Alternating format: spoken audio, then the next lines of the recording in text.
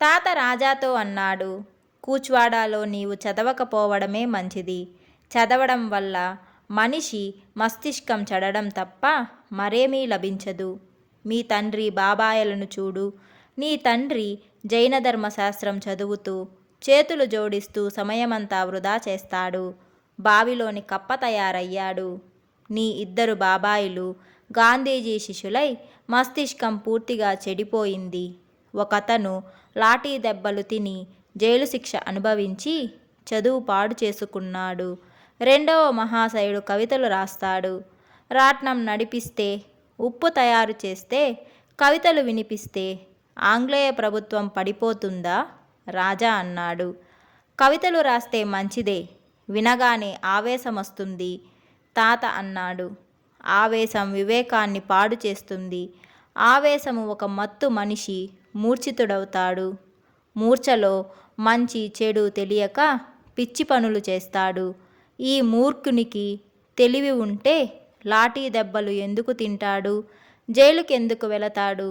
కవితలు కేవలం శబ్దజాలము. కవులు స్వప్నాలలో జీవిస్తారు. వాస్తవిక జీవనంలో అవి తెల్ల కాగితాలు. వారి మతి పోతుంది. రాజా, నీవు కవితలు అల్లకు.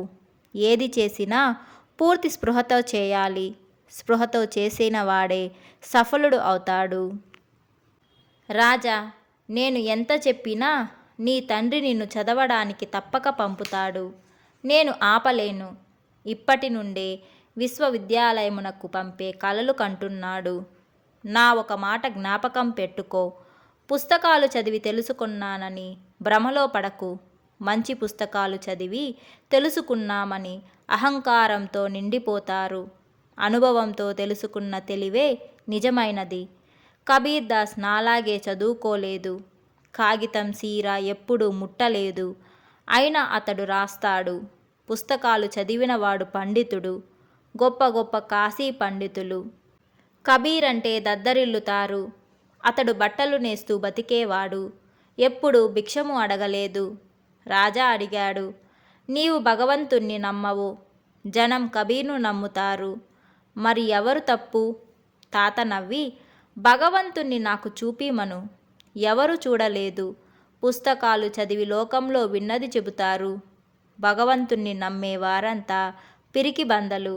భగవంతునితో, నరకంతో, చివరకు తమ ఛాయతో భయపడుతారు. నేను భయపడను. నేనేమీ తప్పు చేయలేదు. ఎవరిని నష్టపరచలేదు, కష్టపెట్టలేదు. నేనెందుకు భయపడాలి? నేను ఆనందంతో, సంతోషంతో జీవిస్తున్నాను. భగవంతుడు కలిస్తే అడుగుతాను, ఈ ప్రపంచాన్ని ఎందుకు నిర్మించావు? మనిషి మనిషి మధ్య హింస, క్రోధం, ద్వేషం, హత్య, బలాత్కారము, దొంగతనము, యుద్ధాలు ఎందుకు పెట్టావు? దీనివల్ల నీకేమి లాభం? రాజా ప్రసన్నుడై అన్నాడు, ఈరోజు చాలా సంతోషంగా ఉంది. నీవు చాలా ధైర్యస్తుడువు. మంది పరమాత్ముడంటే ఎందుకు భయపడతారు? తాత అన్నాడు, వారు భయపడరు. వారిని భయపెట్టుతారు. పూజారులు, పురోహితులు, ముల్లాలు, ఫాదరీలు వీరందరూ పరమాత్ముని దళారీలు. వారి బ్రతుకు తెరువు కొరకు నరకం, స్వర్గం, పాపము, పూజ, అర్చన, దానము ఇవన్నీ నిర్మించారు. మేము చెప్పినట్లు చేస్తే పాపం నుండి ముక్తినిస్తామంటారు. కానీ స్వర్గం, నరకం ఎక్కడో లేవు, ఇక్కడే ఉన్నాయి. వేపగింజ నాటితే వేప పండ్లు, మామిడి టెంకు నాటితే మామిడి ఫలం వస్తుంది. సుఖదుఖాలకు మనమే బాధ్యులం, మరెవరూ కారు. రాజా ఆశ్చర్యంతో, తాత, మీరు చదువుకోకపోయినా గొప్ప జ్ఞానం గల మాటలు మాట్లాడుతారు అన్నాడు. తాత నవ్వి, నేను ప్రపంచంలో మునిగి అనుభవ డిగ్రీ సంపాదించాను. అనుభవమే అన్నిటికంటే గొప్ప జ్ఞానము. మిగతాదంతా పనికి మాలిన వాగుడు అన్నాడు. తాత భోజన ప్రియుడే కాదు, వంట చేయడంలో కూడా నేర్పరి. పెండ్లి శుభకార్యములలో వంట సూపర్విజన్ ఇతనికే ఒప్పచెప్పుతారు. ప్రతి ఆదివారం మిత్రులకు విందు ఉండేది. తానే స్వయం వంట చేసేవాడు. సూర్యాస్తమం తర్వాతే భోజనం చేసేవారు. ఒకరోజు బాబూలాల్ తండ్రితో అన్నాడు, మీరు కావాలని భోజనం రాత్రికి చేస్తారు. ఇంటికి బంధువులు వచ్చినప్పుడు ఇంకా ఆలస్యంగా చేస్తారు. బంధువులు అందరూ నన్ను మీ తండ్రి ఎలాంటి జైనుడు అని అడుగుతారు. నీ తండ్రి రాత్రి భోజనం చేసే జైనుడు అని చెప్పు అన్నాడు తాత. బాబూలాల్ అన్నాడు, మీరు ప్రతి మాటను హాస్యంగా తీసుకోకండి. రేపు ఆడపిల్లల పెళ్ళిళ్ళు కావాలి. వారు అత్తవారింట్లో మాటలు పడాల్సి వస్తుంది. మిమ్మల్ని చూసి పిల్లలు కూడా రాత్రికి భోజనం అడుగుతారు. రాత్రి భోజనంలో పురుగు బూసిపడునని భయం లేదా? తాత అన్నాడు, నేను చీకట్లో భోజనం చేయను, ప్రకాశంలోనే చేస్తాను. ఎలా పురుగులు పడతాయి? పెరుగులో ఎన్ని పురుగులుంటాయి? నీళ్లు వడకట్టినా అందులో ఎన్ని సూక్ష్మజీవులుంటాయి? నీవు నా తండ్రివి కావు, నేను నీ తండ్రిని. నా ఇష్టం వచ్చినప్పుడు తింటాను. ఆకలి కానిదే తినడం, తొందరగా తింటే ఆకలి వేస్తుందని ఎక్కువ తినడం, రోగి అవడం ఈ బూటకాలు నేను చేయను అన్నాడు. ఒకరోజు పరివారమంతా భోజనం చేసి కూర్చున్నారు. రాజాను చూసి అన్నారు, తాత అయితే ధర్మభ్రష్టుడయ్యాడు. రాజాను కూడా నాస్తికుణ్ణి చేస్తాడు. రాజా అన్నాడు, నాన్న, నేను నాస్తికుడును ఇంకేమవుతాను? మీకు తెలియదా? మహావీరుడు కూడా నాస్తికుడు. అతడు పరమాత్ముణ్ణి ఒప్పుకోడు. తండ్రి అన్నాడు, అతడు ఏం చెప్పాడో తెలుసు. ఆత్మను నమ్మేవారు ఆత్మ పరమాత్ముని అంశం. ఆత్మ పరమాత్మలో భేదమేముంది? రాజా అన్నాడు, నేను ధర్మభ్రష్టుణ్ణి ఎలా అయ్యాను? నేను భోజనం సూర్యాస్తమునకు ముందే తిన్నాను. తండ్రి అన్నాడు, నేడు తిన్నావు కానీ తాత ప్రభావం వల్ల తాతలాగే అవుతావు. తాతకు అబ్దుల్లాతో చదరంగం ఆడుట చాలా ఇష్టం. ఒకరోజు రాజా, మీరు ఈ కట్టె ముక్కలను గుర్రము, ఏనుగు, రాజు, మంత్రి అని ఆడితే మీకు ఏం లాభం అని చదరంగం తిరగేశాడు. అబ్దుల్లా అన్నాడు, నీవు మంచి పని చేయలేదు. ఈరోజు మీ తాతను ఓడించేవాడిని. రాజా అన్నాడు, అతన్ని ఓడిస్తే నీకేమొచ్చేది? అతనిదేమి పోయేది? స్నేహంలో ఒకరిని మరొకరు దుఃఖపెట్టడం మంచిదా? తాత అన్నాడు, నీకు ఈదడంలో ఎంత సంతోషమో మాకు ఆడడంలో అంత సంతోషం. ఈ ఆటలో బుద్ధి పెరుగుతుంది. రాజా అన్నాడు, నదిలో ఈదితే సంతోషం రాదు, అలసిపోతారు. నదిలో ప్రవహిస్తేనే సంతోషం. నా బుద్ధి చదరంగం ఆడకుండానే చురుగ్గా ఉంది. అబ్దుల్లా, నీవు తాతకు మనవడువు కాదు, తాతకు తాతవు అన్నాడు. ముగ్గురూ నవ్వారు. రాజా అన్నాడు, మీరు నునుపు కుండలు ఎంత చెప్పినా లాభం లేదు. మీరు సమయం గడుపుటకు ఆడతామంటారు, కానీ సమయమే మిమ్మల్ని ప్రతిక్షణం కోస్తున్నది. మీరు సమయాన్ని కోయడం లేదు. జీవితం మొదటి 7 సంవత్సరములు అన్నిటికంటే అధిక మహత్వపూర్వమైనది. ఈ 7 సంవత్సరాలు బాలుని వ్యక్తిత్వాన్ని ఒక వృక్షంలా వికసితం కానివ్వాలి. దాని వేర్లు భూమిలో దృఢంగా బలపడనివ్వాలి. అప్పుడు ఏ తుఫాను వచ్చినా ప్రభావితం చేయదు, నష్టపరచదు. కూచ్వాడాలో అమ్మమ్మ, తాతయ్య రాజాను ప్రకృతి సాంగత్యంలో పెంచారు. రాజా మస్తిష్కంలో ఏ విధమైన ధర్మ పరంపర, విశ్వాసాలను బలవంతంగా వేయలేదు. తాతయ్య అనేవాడు, రాజాను చదివించలేదని, తండ్రితో మాటలు పడవలసిందేనని. అమ్మమ్మ అనేది, నా అభిలాష రాజా అందరిలా కాక ఏది కావడానికి జన్మించాడో అది కావాలి. అనుకున్నట్లే అమ్మమ్మ రాజా తండ్రితో మాటలు పడవలసి వచ్చింది. తండ్రి రాజాతో అనేవాడు, నీ తాత అమ్మమ్మ గారాబం చేసి నిన్ను పాడు చేశారు. నీ చదువు, సంధ్య, సభ్యత, మర్యాద లేక ఒక పామరుడువయ్యావు. రాజా హెచ్చరిస్తూ అన్నాడు, నాన్న, మీరు నా అమ్మమ్మను, తాతయ్యను ఒక మాట అన్నారంటే బాగుండదు. వారు నన్ను మీ వల్ల పాడు కాకుండా కాపాడారు.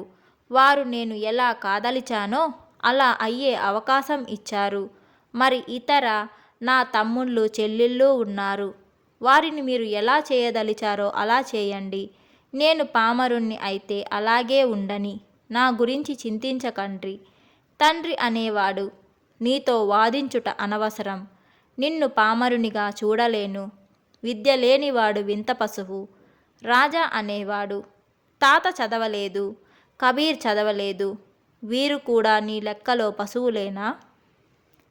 రాజా ఊరి బాలబాలికలతో దొంగ సిపాయి, డాక్టర్ రోగి, చెలికత్తెల జడలకు తాడుతో కుక్క తోకలకు కట్టడం, చేతులకు గోరింటాకు పెట్టడం, బొట్టు పెట్టడం, నిద్రుంచు వారికి రంగుతో గడ్డాలు మీసాలు పెట్టడం సాగించేవాడు. 7 నుండి 14 సంవత్సరాల లోపలనే ఈ ఆటలు శీఘ్రంగానే నిరర్ధకమైనవి.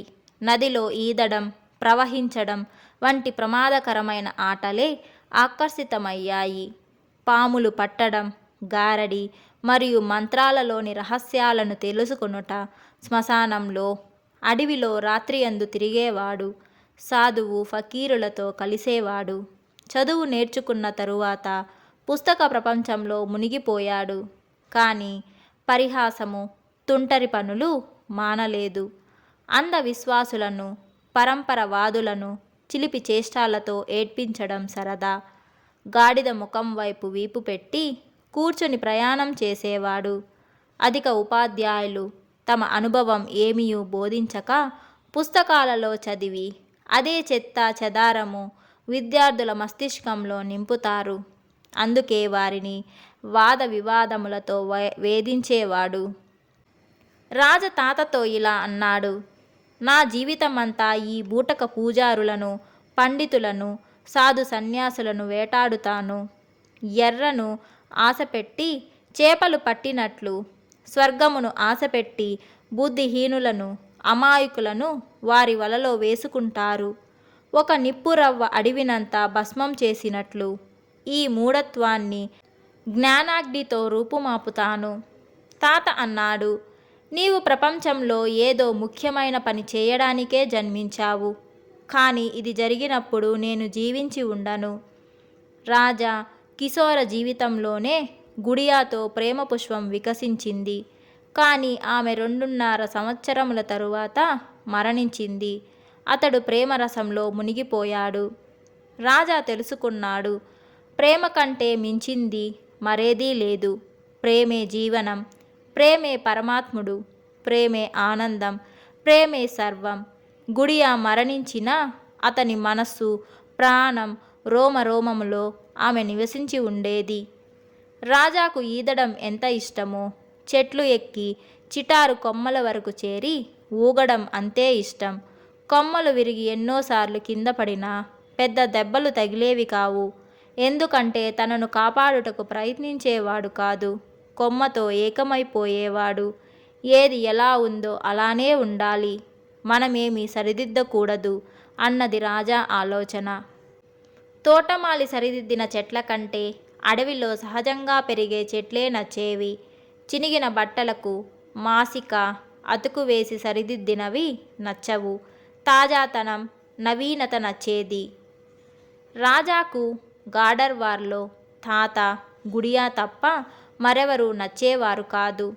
తండ్రి కొడుకులకు ఎప్పుడూ తర్కం జరిగేది. నీవు నన్ను రోజు మందిరానికి తీసుకెళ్ళి మూర్తి ముందు, కాగితం పుస్తకం ముందు తల వంచమంటావు. ఇందులో అర్థమేముంది అని రాజా అంటే, తండ్రి నీవు పెద్దయిన తరువాత తెలుస్తుంది. ఇప్పుడు నేను ఎలా చెప్పుతానో అలా చెయ్యి. మంచి పిల్లల పెద్దల మాట వింటారు. రాజా తర్కించును. మంచి తల్లిదండ్రులు పిల్లలను బలవంత పెట్టరు. నా అమ్మమ్మ మందిరానికే వెళ్ళదు. తాతయ్య ఎప్పుడూ నన్ను మందిరానికి రమ్మనడు. తండ్రి అన్నాడు, నీ అమ్మమ్మ తాతయ్య నిన్ను పాడు చేశారు. బస్తీ పిల్లలందరూ మందిరానికి వెళ్ళి మహావీరునికి నమస్కారం చేసి వస్తారు. అతడు మన భగవంతుడు. రాజా ప్రశ్నించాడు, భగవంతుడు ఏమిటి? తండ్రి చెప్పాడు, భగవంతుడంటే సర్వం తెలిసినవాడు, సర్వశక్తిమంతుడు, కఠోర తపస్సు చేసి ఇంద్రియాలను జయించినవాడు. రాజా అన్నాడు, తాత అంటారు భగవంతుడు గిగవంతుడు ఎవడూ లేడు, ఇదంతా పండితుల మునుల బూటకమని. తండ్రి రాజాను వదిలి తన తండ్రి వద్దకెళ్ళి అన్నాడు, నానా నీవైతే నాస్తికుడవు, ఈ రాజాను కూడా ఎందుకు నాస్తికుణ్ణి చేస్తున్నావు? తండ్రి అన్నాడు. నేను నిన్ను అడుగుతాను. రాజాకు ఇష్టం లేనిది బలవంతంగా మందిరానికి ఎందుకు తీసుకెళ్తావు? ఆస్తికుణ్ణి ఎందుకు చేస్తావు? వాని అమ్మమ్మ నీకంటే అధిక ధార్మికురాలు. ఆమె ఎప్పుడూ బలవంతం చేయడు. అతడు నీలా ఎందుకు కావాలి? ప్రతి మనిషి ఒక ప్రత్యేక స్వభావముండును. అతన్నెందుకు ఇబ్బంది పెడతావు? బాబూలాల్ ఏమీ అనలేక వెళ్ళిపోయాడు. దీనికి కంటిన్యూషన్ నెక్స్ట్ వీడియోలో వస్తుంది. ఈ వీడియో మీకు నచ్చినట్లయితే తప్పకుండా లైక్ చేయండి. అలాగే మీరు నా ఛానల్ని ఇంకా సబ్స్క్రైబ్ చేసుకోకపోతే వెంటనే సబ్స్క్రైబ్ చేసుకోండి. ఇంకొక ఇంట్రెస్టింగ్ వీడియోతో మళ్ళీ మీ ముందుకు వస్తాను. అంతవరకు take care and bye bye.